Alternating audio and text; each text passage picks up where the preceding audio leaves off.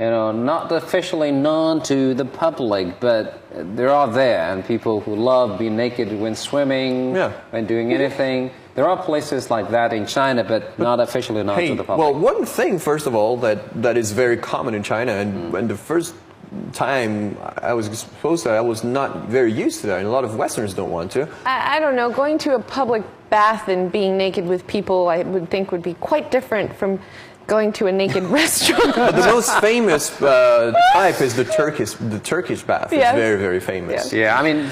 But you're supposed to be naked when you bathe. You're not supposed to be naked when you eat, necessarily.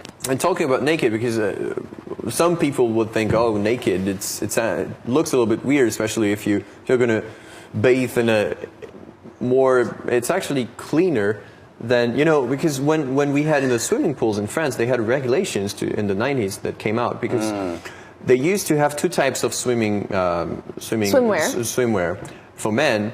One type was the really short one type was the longer one, and they forbid the longer one because a lot of people would just use the longer one to be on the streets all day long, because it's long and it looks normal. So they would come outside on a really, because it gets dirty obviously outside, and they would use the same to go in the swimming pool. So it got prohibited. So I would guess naked makes sense in a way, you know?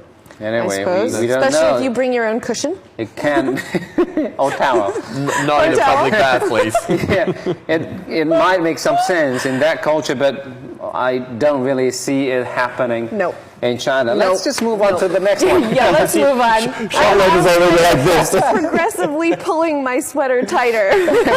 This time it's not about dressing. This is more about space, being high in the sky. This is a special restaurant high in the sky in Brussels, in Belgium. This is so cool.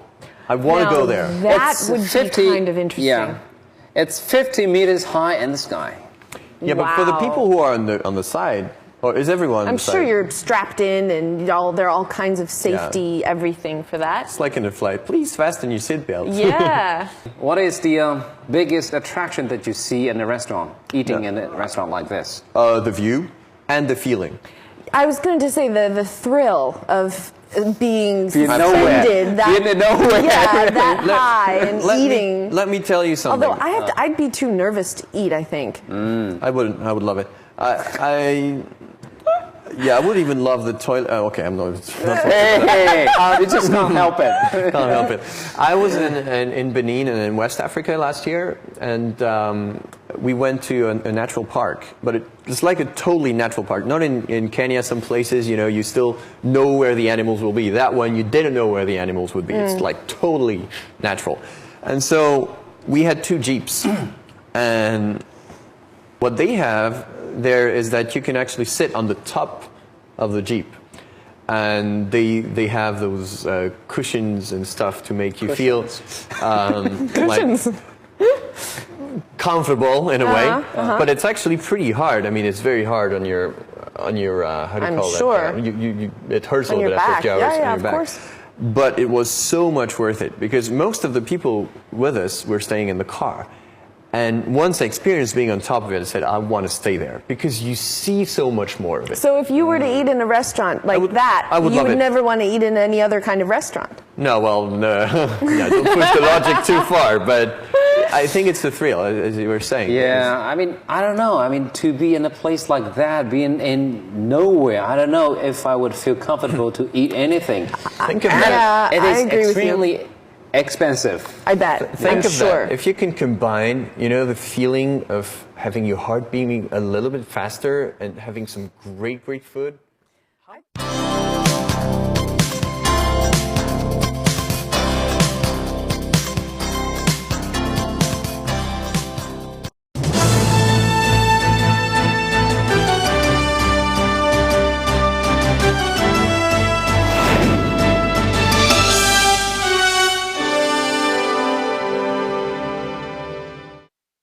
Hello and welcome to this edition of Crossover. I'm Ji Xiaojun with Charlotte and Julian, and we're going to continue our discussion about these themed restaurants, but nothing about Toilets! I was going to say, but today we're not talking about toilets. It's Something about toilets. Thing. Okay, the first one. The first one, it's themed in hospitals. Oh. It's a hospital restaurant. We are going to show you some pictures first. Oh, there goes Or your doctors. fantasy. Now you're going to sit on a wheelchair. Oh, you see that? Oh. Oh, that's kind of cool. And how do they serve you? Oh, we'll see. Yeah, they are nurses. Oh, they serve That's how they serve the drinks. the yeah? drinks like that. Do they actually inject it directly into your veins or In your No. mouth, in your mouth, you maybe. have, in your mouth? No, I think you must have glasses. Wow. You know, I don't know about that. Hospitals, I don't think anyone would voluntarily spend time in a hospital. No. You see the nurse? my I was talking gosh. about the nurse. No, I'm talking about how they serve their drinks. You see, we focus on different aspects of the pictures. My guess is the only sort of good thing about going to a hospital restaurant is you're assured that the food is very clean. But I Hopefully. was, yeah, Yeah, but but you know- sometimes I was told not to eat anything in a restaurant close to a hospital. You know what Well, my maybe because because they say a lot of people with colds and the flu Chinese and stuff go the there. Chinese way to say is that there's some bad chi, there's some bad energy around Oh, yeah. those, because a lot of sick people. You know what my teacher was saying? Because there's a lot of healthy food in the hospital, and sometimes they have to, especially over 60 years old people, they do those real physical exams a few times a year, and every time, sometimes if they do a rather detailed one, they will spend the day at the hospital, and they will have to eat, the so-called healthy food of the hospital. And my teacher was saying, that is the way, the really safe way to eat, I'd rather die right now. it's so scary to And eat no healthy. salt, no oil. I mean, if you're talking about the trainers and the gyms, and if you look at the food they eat, you would choose to die. I mean, there's no fun at all in No. eating. Yeah, But yeah. anyway, I mean, part of the reasons why these people would go to a place like a hospital to eat, it's because, they want to see, they want to have that experience, and they want to treasure their life even more when they come out of the restaurant, if you put it Really? this way.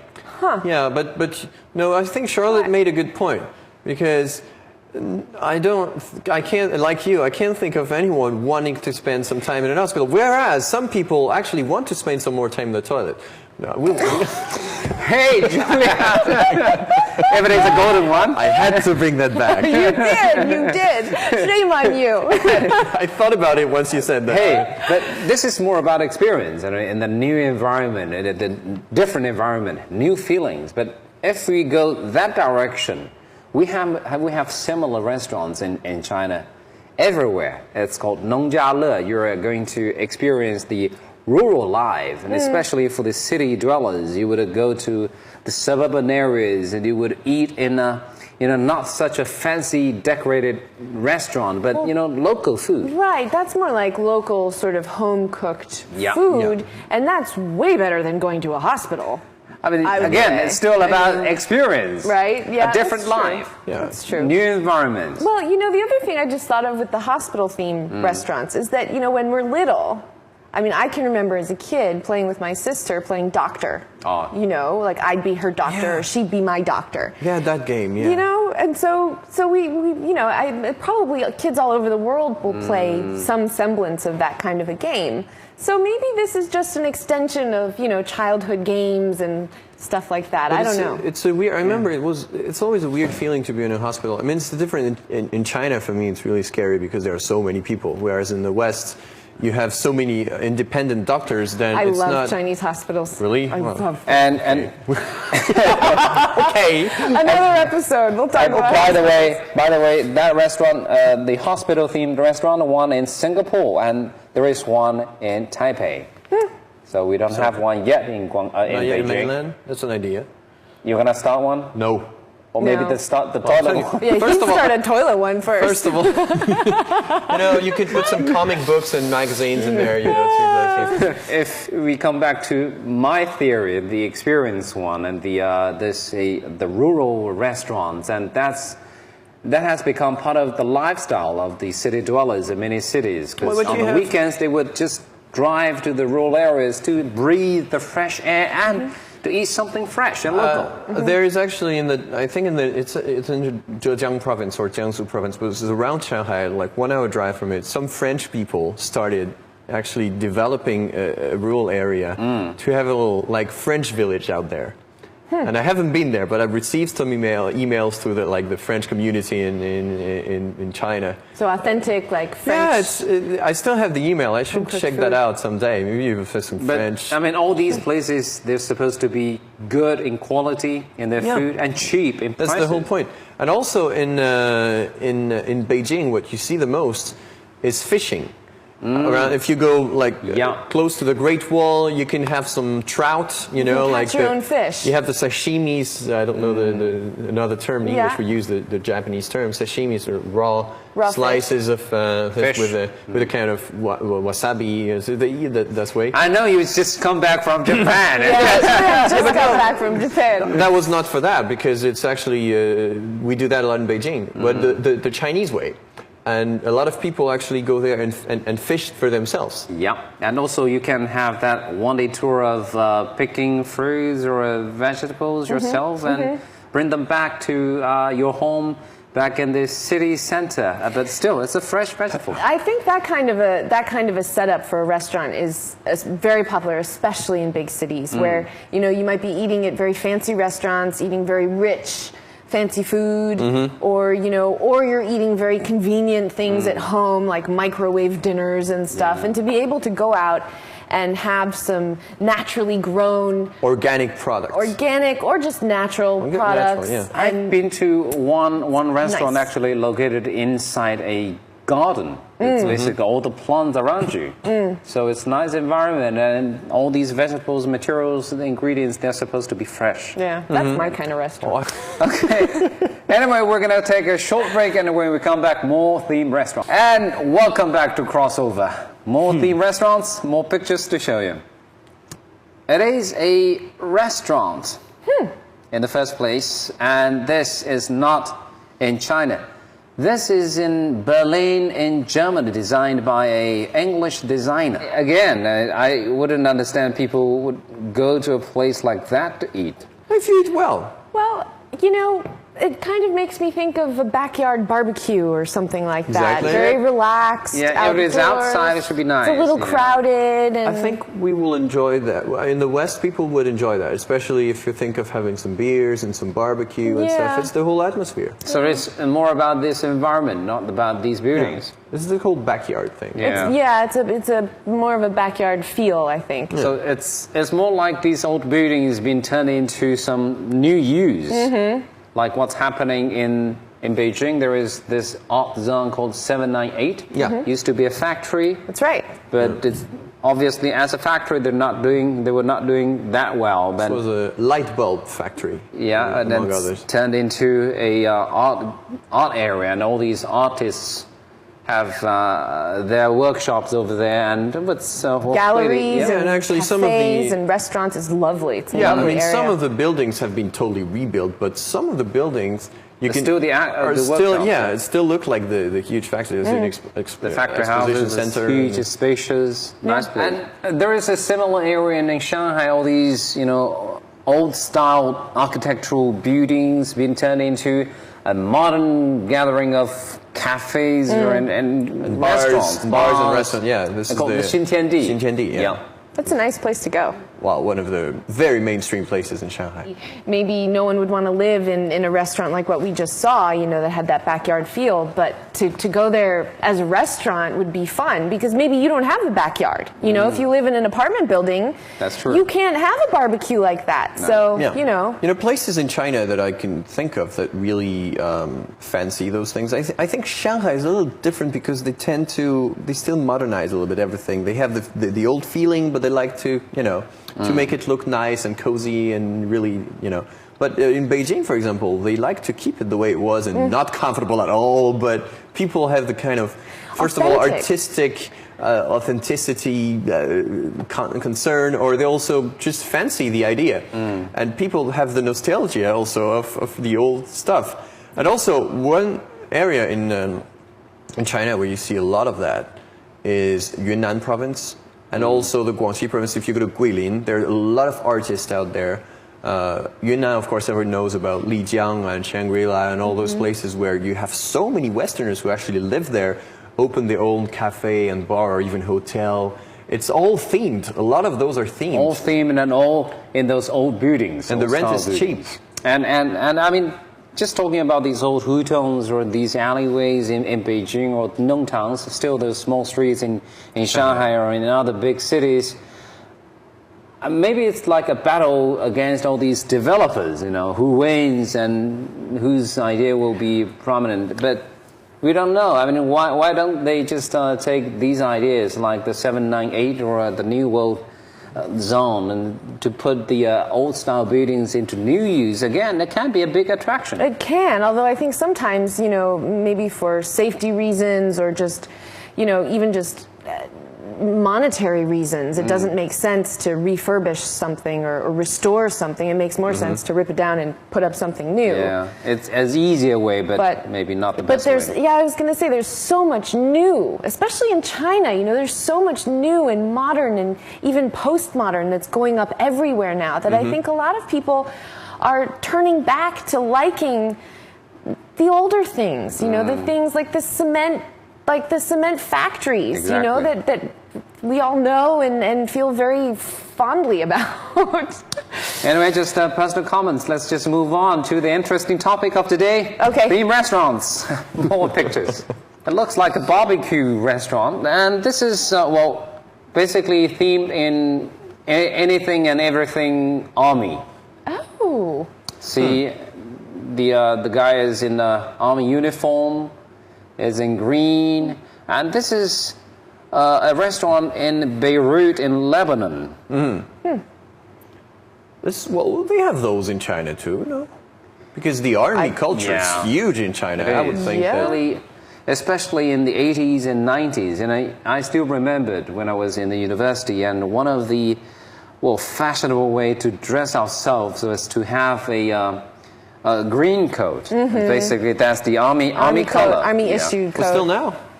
Yeah. Still now, and I have some foreign friends because you have those army item stores like this. Yeah, next army to coat. Yeah, next to the compounds, to the army compounds, and actually anyone can buy stuff in there sometimes. Well, we have stores like that in the States, the Army Navy surplus stores, where you can go in and buy army gear and Navy gear and stuff like that. Goggles. And this coat is very, very warm. This one, yes. I like this one. Because these days sometimes we go out, we have a concert outdoor, and in the night it can get extremely cold outside. But the winter, when we are on stage, we have to wear a suit and tie, but or it if is you're cold. a girl, you have to wear a When we dress. are off stage, we wear this army coat, extremely warm. Very warm. And if you're the male host and you only have one of these, usually you give it to the female host next to you. Who's really in freezing. those cases we have both. So don't worry about that. Yeah. Still, lots of people wear this. Oh yeah. Yeah. They're very heavy. They're heavy, they're cheap, but they're warm. But they're warm. Yeah. It's all cotton. Absolutely. Inside.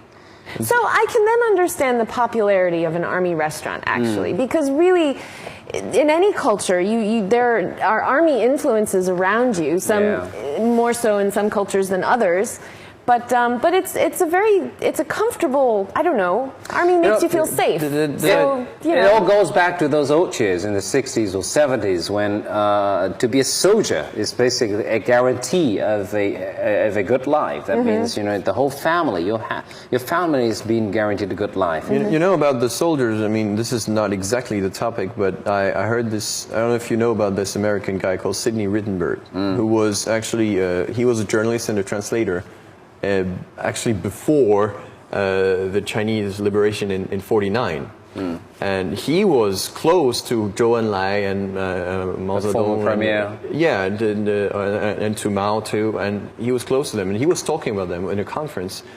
And he was saying that back in those days, the army of the communist army, the soldiers would go to every single house and help people with anyone they needed. This is the way they won over the whole China, because they would help everyone do stuff. So back then it was not only a safe thing to be a soldier, but it's also a very proud thing to be a soldier. It's because an honor, the image, they serve the people. That was really what they were doing. Yeah, I mean, not everyone would get the chance to be a soldier at the time, so at least we can get closer to that dream, wearing something about army. Anyway, we're going to take a short break, and when we come back, more themed restaurants. And welcome back to Crossover. And just now was a story about this army-themed restaurant, and it has a lot to do with the uniform, because it brings you back to those old cheers or certain memories. We have lots of clothing-related themed restaurants, and here are some pictures to show you. This is obviously a sports bar. This is baseball restaurant. This is a baseball restaurant, and it's in Japan. I was just going to say, is it in Japan? How come? It has to be because baseball's hugely popular in Japan. Japan and Taiwan too. It's And the United States? Well, yes, yes, of course. Yeah, it's all Asian. But they have bars like that in Beijing, actually, quite a few. Sports bars? Well, sports Theme bar, bars? there's the one called All Star that is like, they have, I don't know how many TVs, at least like 60 TV screens, like big TV screens everywhere, all over the place. It's like you have a square bar that really has 4 sides. And in the space of 1 seat, you have a TV screen up there. And you can watch any kind of sports, or is it a theme, like only basketball? It's in Solana. Oh, you can have any event, major event in sports. It's going to be, if there are a few at the same time, it's going to be there. These sports restaurants would be so busy, during the World Cup. World Cup, NBA Finals, playoffs. But you don't have to wear like this, right, to be in a restaurant like that. No. Oh, okay. Clothing-themed restaurant. We're talking about clothing. Oh, that was smart. That was really That was smart. the way you wanted to lead to that. Oh, yes. Oh, okay. And this is a non-clothing restaurant in New York. Yeah, it doesn't look like... They do have one precondition to before you go to that place.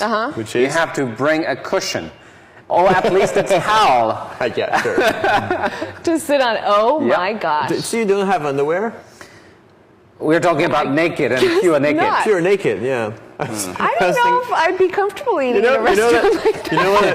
Well, that makes me think of there's. Have you watched Friends? You watched Friends? Yeah. There's one episode because they always had this man called Ugly Naked Guy on an apartment in the other building, and so this day the ugly naked guy wants to sell the apartment or sublet it, and so Ross wants the apartment, and he goes to him, and because like over 100 people want the apartment, so he has to think of a way of bribing him, and what he used before didn't work, so he goes to the guy and say, "Oh, excuse me, I couldn't help but notice that you are naked.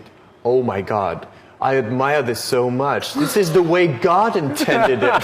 And he got the apartment. Oh, yes. Well, so maybe this restaurant was inspired by that Friends episode. Maybe not, but I'm just wondering, have you ever wondered how they're going to get there? Naked or not? No, there's probably a changing room. Yeah, you have to have some lockers. Yeah, basically you just put your clothes in a basket or something. You'd cause a riot in the streets. In China, you get arrested, I would guess. And according to this story, most of the customers would be the Middle Ages. Some of them are married ones, some are single. The youngest would be 30-something. The restaurant law says the waiters or waitresses, they have to be dressed. Really? Huh. Huh. Well, yeah, I can understand that. Sure. Well, it prevents from distracting the people in Who are senses. already plenty distracted. But I wouldn't see a restaurant like this happening in China. No. No. Oh, probably only in America. Yeah. Or in Japan. Crazy. And, maybe. Talking about being naked, there is in some places there are these naked swimming places. Oh, yeah, naked nude beach. beaches. Nude beaches are everywhere. In Europe, especially. Oh, in France, a lot of them. Yeah, but maybe not in. There are some places non-official